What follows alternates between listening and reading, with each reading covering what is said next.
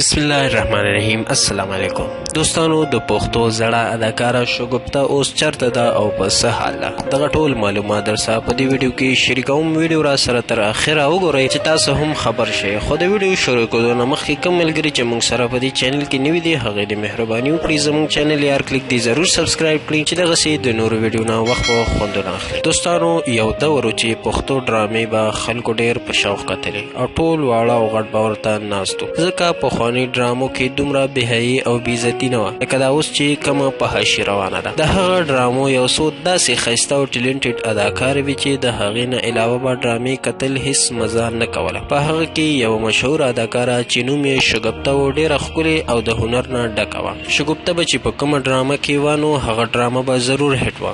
بیا وخت تېرېدو او د موبایل او انټرنیټ دور راغی، په دغه وجه دغه زړې اکټرې ورکې شوې. هغه ځکه چې هر سړي ته یو پلیټفارم میلاو شو، ډرامې جوړوي او په یوټیوب یې اپلوډ کوي. په دغه وجه چې کوم ټیلنټډ کسانو د هغې قدر کم شو او کار یې هم ختم شو. په هغې کې شګفتہ هم وه چې هغه په خپل وخت سره غیبه شوه او د فلمي دنیا نه همیشه دپاره لاړه.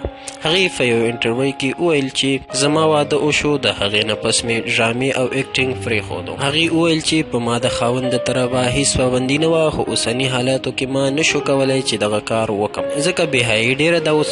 شګفتې وویل چې زما اوس 3 بچي دي او شکر دی خپل خاوند سره ډېره خوشحاله یم. الله دې ما اوس د دغه بېحیایي ژوند نه وساتي. هغې اوسني جینکو ته هم پیغام ورکړو چې ډرامې یا فلم کې کار کوئ خو په حیا عزت. د بېحیایي کار یو څو ورځې وي بیا څوک ستاسو تپوس نه کوي، دنیا هم ستاسو خرابه شي او آخرت هم. دوستانو دغه و د شګفتې معلومات چې ډېرو مینوالو غوښتنه کړې وه. که غواړئ چې دغسې معلوماتي ویډیو نورې هم ستاسو دپاره جوړې کړو د هغې دپاره زموږ چینل ضرور سبسکرایب کړئ. تر بلې ویډیو پورې مو په لوی الله سپارم. د لوی الله په امان.